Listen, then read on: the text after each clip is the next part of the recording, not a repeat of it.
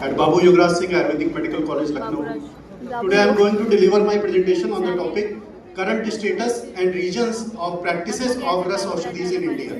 अर्थात जो metal mineral से बनने वाली मेडिसिन्स हैं उनकी प्रैक्टिसेस का आजकल क्या स्टेटस है और उसके पीछे क्या रीजन्स हैं. आफ्टर कोविड जो कि रस औषधियों का एक प्रैक्टिस का जो इंक्लाइनेशन है वो ज़्यादा रस औषधि की तरफ बढ़ा है, तो उसके पीछे क्या रीजन्स है, क्या प्रैक्टिसेस है, उस पर मैं कुछ बातें आज बताना चाहता हूँ. तो जो आज के इस प्रेजेंटेशन के कंटेंट है, इंट्रोडक्शन, एट्रीब्यूट ऑफ रस औषधि और रस औषधियों का डिस्क्रिप्शन जो हमारे आयुर्वेदिक जो क्लासिकल टेक्स्ट में वो कहाँ से लेकर कहाँ तक क्रोनोलॉजिकली आया है और उसके पीछे क्या स्टेटस है, क्या रीजन्स है और हमारे वैद्यों का क्या फीडबैक है. क्योंकि इस पीपीटी को बनाने के लिए मैंने कई सारे वैद्यों से जो हमारे रेप्यूटेड वैद्यास हैं ऑल ओवर इंडिया जो प्रैक्टिसेस कर रहे हैं, वो रस औषधि और काष्ठ औषधि में क्या प्रैक्टिस कर रहे हैं, उनका क्या परसेप्टिव है, उसको भी मैंने अपनी इस प्रेजेंटेशन में डाला है. और उसके साथ की कुछ रिसेंट रिसर्चेस हैं, फिर डिस्कशन और कंक्लूजन और लास्ट में रेफरेंसेस पे इसको कंप्लीट करूंगा. अगर इंट्रोडक्शन की बात करें तो जो हमारा फार्माकोपिया ऑफ आयुर्वेदा है वो तीन ड्रग से डिराइव होता है: जांगम, औद्भिद और पार्थिव, मेटल मिनरल्स, हर्ब्स और एनिमल प्रोडक्ट्स. और आचार्य चरक खुद भी कहते हैं कि अनेनोपदेश नानोषधि भूतम जगत किंचित द्रव्यम उपलब्धे ताम ताम युक्तिम अर्थम च अभिप्रेत्य. अर्थात there is not a single substance in the universe which doesn't have potential to be used as a drug. Rasa Shastra के बारे में आपको ज़्यादातर नहीं बताऊंगा क्योंकि यहाँ पर ज़्यादातर आयुर्वेद के लोग हैं, तो थोड़ा सा जो मेन टॉपिक है उस पर आता हूँ. रस औषधि आप सभी को पता है कि जो ऐसी मेडिसिन जो फार्मास्यूटिकली प्रोसेस्ड होती है मेटल एंड मिनरल्स की, जो सिर्फ मेटल मिनरल से भी बन सकती है और without help of herbal drugs या with using of herbal drug as rasa aushadhi, जैसे कि भस्म है, द्रुति है, सत्व है, परपटी है, पोटली है, कुपीपक्व है, ये सारी रस औषधियाँ. और उसमें वटी कल्पना जो सबसे ज़्यादा मेजर रोल है, जैसे कि आरोग्यवर्धिनी वटी, पंचामृत रस, आप सभी लोग जानते हैं. अगर रस औषधि की एट्रीब्यूट पे बात करें कि काष्ठ औषधियों से ज़्यादा क्यों पॉपुलर है रस औषधि, क्योंकि उसके कुछ 4 पेक्यूलियर फीचर्स हैं जो कि रसेंद्र सार संग्रह और रसरत्न समुच्चय में भी बताया गया है. अल्पमात्र उपयोगित्वात् अरुचिण प्रसंगता क्षिप्रम आरोग्यदायित्वात् औषधेभ्यो अधिको रसः. अर्थात जिसको हम स्मॉलर डोसेज में दे सकते हैं, अल्प मात्रा में भी उपयोगी है. अरुचिण प्रसंगता, अगर हम कोई काष्ठ औषधि देते हैं, किसी को काढ़ा पसंद नहीं है, काढ़ा लेने के बाद उसको नॉजेटिक सेंसेशन आ रहा है, या चूर्ण किसी को पसंद नहीं है, परंतु यहाँ पर जो रस औषधियाँ हैं वो doesn't cause any nauseatic sensation after consumption. अगर उसको लेते हैं तो किसी प्रकार का स्वादु नहीं होता. क्षिप्रम आरोग्यदात, अर्थात जो आशुकारी है, अर्थात आरोग्य देने में शीघ्र क्विक रिजल्ट देने वाली, और अधिको रसा, अर्थात रस औषधि जितने भी प्रिपरेशंस हैं सभी में सर्वश्रेष्ठ है. अगर हम बात करें रस औषधियों के बारे में या रस द्रव्यों के बारे में, तो आचार्य चरक के समय से रसशास्त्र की औषधियों का वर्णन है. चरक में है, सुश्रुत में है, अष्टांग संग्रह में है, अष्टांग हृदय में है. आचार्य नागार्जुन ने तो इस पर सबसे ज़्यादा जोर डाला है, जिनको कि हम आद्यकर्ता कहते हैं, जो कि जिनके समय में 8th सेंचुरी में गोल्डन पीरियड जिसको रसशास्त्र को कहा गया. जिस हम पावन नगरी में हैं गुरु गोरक्षनाथ की, उन्होंने भी गोरक्ष संहिता लिखी है. पारद के बारे में, मुक्षीकरण के बारे में, स्वर्ण निर्माण गुटिका के बारे में उनका बहुत अच्छा रोल है. और अगर हम बात करें रसरत्न समुच्चय, जिसमें कि सबसे सिस्टमेटिक क्लासिफिकेशन है, अर्थात रस, महारस, उपरस, साधारण रस, धातु, उपधातु, सुधा वर्ग, शिक्ता वर्ग, सभी चीज़ों का सबसे सिस्टमेटिक क्लासिफिकेशन जो 4 रस वाग्भट ने 13वीं सेंचुरी में दिया. और यहाँ से फिर से रसशास्त्र का इंक्लाइनेशन फिर से ये ऊपर आ गया. और भैषज रत्नावली की बात करें तो बहुत ही सिस्टमेटिक, जो कि वेस्ट बंगाल मुर्शिदाबाद के रहने वाले हैं. 8th सेंचुरी में इन्होंने 18वीं सेंचुरी में एक ग्रंथ लिखा, जिसमें कि सारे रोगाधिकारों पर इन्होंने सारे फॉर्मुलेशन रखे डिटेल से ईच डिसीजेस के हिसाब से. और फिर अगर रस तरंगिणी की बात करें, जो कि हमारे सबसे लेटेस्ट में अगर बात करें तो सबसे सिस्टमेटिक और सबसे ज़्यादा उपयोगी फॉर्मुलेशंस बताए गए हैं, जो कि आचार्य सदानंद शर्मा पौड़ी गढ़वाल के रहने वाले हैं. उन्होंने 3 मार्च 1924 में 20वीं सेंचुरी में इस ग्रंथ को लिखा, रस तरंगिणी.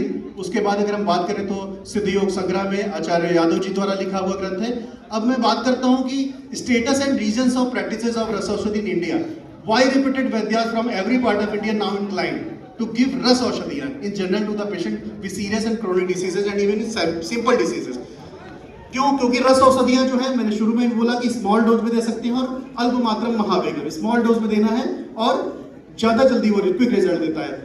तीसरी बात, सबसे जो मेन बात है कि क्यों रस औषध, बहुत सारे लोग कहते हैं, या फिर जो दूसरी फैटर्निटी है या मॉडर्न फैटर्निटी, वो कहती है कि आप कोई भी अगर रस औषधियों का सेवन कर रहे हैं, आप उनके पास पहुंचते हैं, अगर वहां पर कोई टॉक्सिसिटी निकलता है, लेड टॉक्सिसिटी या आर्सेनिक, मर्करी, कैडमियम कोई भी, या किसी भी प्रकार से उनका LFT RFT गड़बड़ होता है, तो कहते हैं क्या आप कोई आयुर्वेदिक औषधियों का सेवन तो नहीं कर रहे थे? तो अगर इसके बारे में तब हमारे पास कोई जवाब नहीं रहता, क्योंकि हम उसको अपने, जब हमारा जो एजुकेशन का पीरियड होता है, हमारा BMS का, MD का, PhD का, तब हम अपने इंस्टीट्यूट में या हम अपने गुरुओं के निर्देशन में उस चीज़ों को सीखते नहीं है, उसको अच्छे से पढ़ते नहीं है, तो हम जवाब नहीं दे पाते। इसलिए आपको अपने जो अपना अध्ययन का समय है, या भले ही अध्यापन का समय है, उस समय भी अपने आयुर्वेद के शास्त्रों को और उससे रिसर्चर्स को पढ़ना बहुत जरूरी है, ठीक है। इसलिए जहां से आप अपने लाइन ऑफ ट्रीटमेंट पे अगर आपको कॉन्फिडेंस है, तो अपने गुरु के निर्देशन में सीखिए, आप अच्छे इंस्टीट्यूट का चुनाव करिए, वहां से पढ़िए, और उन चीज़ों को अपने जो एजुकेशनल इंस्टीट्यूट है वहाँ पे सीखिए ही। और अगर उससे रिलेटेड, जैसे कि हम लोग इस कॉन्फ्रेंस में आए, यहाँ सेमिनार में आए, ऐसी अच्छे सेमिनार में, अच्छे कॉन्फ्रेंस में आप लोगों को जाना चाहिए, जिससे कि आपका ज्ञान वर्धन हो और आप अपनी बातों को सही से दूसरी फैटर्निटी के सामने रख पाए। तो आपका जो एक अच्छे गुरु और इंस्टीट्यूट से के निर्देशन में सीखना और पढ़ना बहुत जरूरी है। अब बात करूँ कि जैसे कि हम लोग शुरू में अगर बात करते थे कि या हमारी पुरानी शताब्दियों की बात करते थे, तो हमारे यहाँ की जनसंख्या जो थी, पॉपुलेशन थी, वो कम थी, तो एक वैद्य ही खुद ही दवा भी बना लेता था और खुद ही पेशेंट को देख लेता था। परंतु आज के मामले में क्या है कि जनसंख्या इतनी है, हर चीज आप नहीं कर सकते, और आपके पास आपकी लिमिटेशंस भी है, टाइम लिमिटेशंस है। तो हमारी जो सबसे मेन चीज आती है कि हमें बेस्ट मेडिसिन, चाहे वो आयुर्वेद के हो, चाहे एलोपैथ के हो, चाहे यूनानी के हो, चाहे होम्योपैथ के हो, किसी भी फैटर्निटी से हो, परंतु उसके अगर पीछे सबसे मेन रोल है जो आपका मेडिसिन का। अगर आपके पास अच्छी मेडिसिन नहीं है, तो आप अच्छे वैद्य कभी नहीं बन सकते। तो अवेलेबिलिटी ऑफ बेस्ट मेडिसिन, ये सबसे बड़ा रीजन है, जिसके कि मैं किसी यहाँ कंपनी का प्रचार प्रसार नहीं कर रहा, परंतु अगर मैं बात करूं तो आप लोग जो वैद्य हैं या आने वाले युवा वैद्य हैं, अगर प्रैक्टिस में जाएं तो अच्छी कंपनी के मेडिसिन जरूर यूज करें, जिससे कि आपको उन चीज़ों को फेस ना करना पड़े किसी दूसरी फैटर्निटी के सामने, और आपका पेशेंट जल्दी से जल्दी सही हो और बिना किसी टॉक्सिक इफेक्ट के। जिसमें कि अगर मैं कुछ कंपनियों का नाम लूँ तो श्री दूध पापेश्वर लिमिटेड है मुंबई की, जो कि बहुत अच्छे स्वर्णकल्प, रसकल्प, भस्म, गुटी बटी ये सारी बनाता है। डाबर इंडिया का बात करूं तो वो भी बहुत अच्छे प्रोडक्ट बनाता है, बहुत अच्छे रसायन और स्वर्णकल्प है। प्रवेक कल्प प्राइवेट लिमिटेड की बात करूं जो कि नोएडा की कंपनी है, उसके भी बहुत अच्छे स्वर्णकल्प हैं। आर्य विद्याशाला कोटकल है, उमा आयुर्वेद कासगंज उत्तर प्रदेश की है, सांडू फार्मास्यूटिकल है, सिद्धेश्वर ड्रग जो कारल मन्ना की है, शशि कुमार नेचर सर की। आप तो मैं इतना कहना चाहता हूँ कि इस तरह की कुछ कंपनियों के नाम लिए, जिससे कि आप अगर अच्छी जगह की मेडिसिन यूज करेंगे तो आपको अच्छे रिजल्ट मिलेंगे विदाउट एनी हार्मफुल इफेक्ट। अब बात करते हैं कि तीसरा फैक्टर, क्यों रस औषधियों की तरफ लोग इंक्लाइन हो रहे हैं। उसके पीछे देश, अकॉर्डिंग टू देश, हैबिटेट अर्थात जंगल देश, आनूप देश और साधारण देश। अगर मैं बात करूं जंगल देश, आप लोग जानते होंगे कि जो कि आपका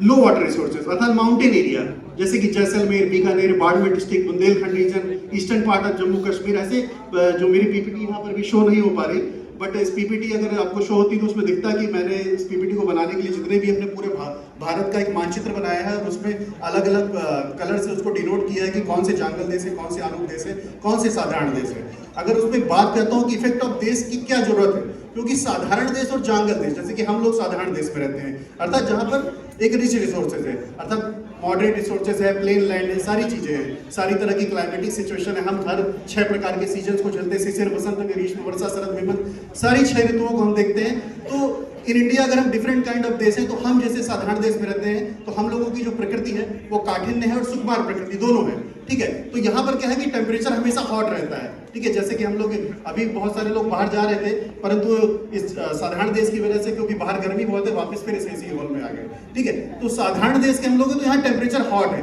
तो यहाँ के लोगों को भी जो मेडिसिन ऐसी चाहिए ना पावरफुल है, अर्थात उसमें अधिवीर्यवान औषधि क्या है, रस औषधि। इसलिए रस औषधियों की तरफ लोग अभी आफ्टर कोविड और ज्यादा इंक्लाइन हो रहे हैं।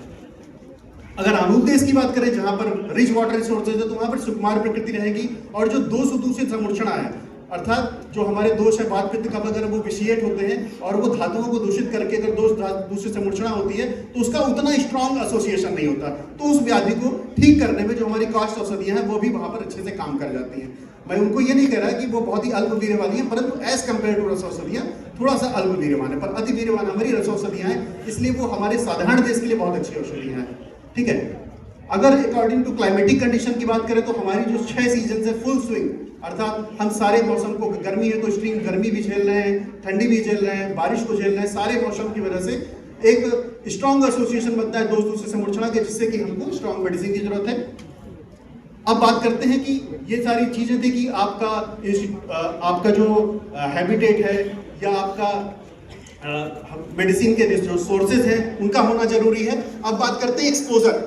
सबसे मेन बात है कि जब आप औषधियां हैं या कास्ट औषधियां हैं, कोई भी औषधि है, जब तक आप खुद बनाना नहीं सीखेंगे, उसको बनते हुए नहीं देखेंगे, तो आप उस पर अब कभी भी आपको कमांड नहीं हो पाएगा कि क्या इसको देने से हम मरीज कितने दिन में ठीक कर पाएंगे और कब ठीक कर पाएंगे, कैसे ठीक कर पाएंगे और उसका मोड ऑफ एक्शन क्या है और उसके बारे में हम किसी को जवाब दे पाएंगे। तो इसलिए एक्सपोजर का होना बहुत जरूरी है इस फैक्टर का, और वो एक्सपोजर आपको मिलेगा आपके इंस्टीट्यूट से, आपके कॉलेज से, आपके डिपार्टमेंट से, ठीक है। और अगर आपके इंस्टीट्यूट में, डिपार्टमेंट में जो भी, अगर क्योंकि टाइम लिमिटेशन वहां पर भी है, आपको अपना कोर्स भी कंप्लीट करना है, आपके गुरु को सिलेबस भी कंप्लीट करवाना है और 1.5 साल के अंदर सब चीजों को खत्म कराना है, तो वहां पर जितना एक्सपोजर मिलता है वहां से सीखिए। उसके बाद आपने पीजी ड्यूरेशन में, पीएचडी ड्यूरेशन में ऐसी सेमिनार को अटेंड करिए, या किसी भी जगह रस औषधियों से रिलेटेड या कास्ट औषधियों से रिलेटेड, और कहीं भी कोई वर्कशॉप सेमिनार है तो उसको अच्छे सेमिनार को जरूर अटेंड करिए। और साथ ही साथ इन सेमिनार को अटेंड करने के साथ continuous study of classical text और आपके जो कंटेम्प्रेरी रिसर्चेस हैं, लिटरेचर है, उनको जरूर पढ़ते रहिए।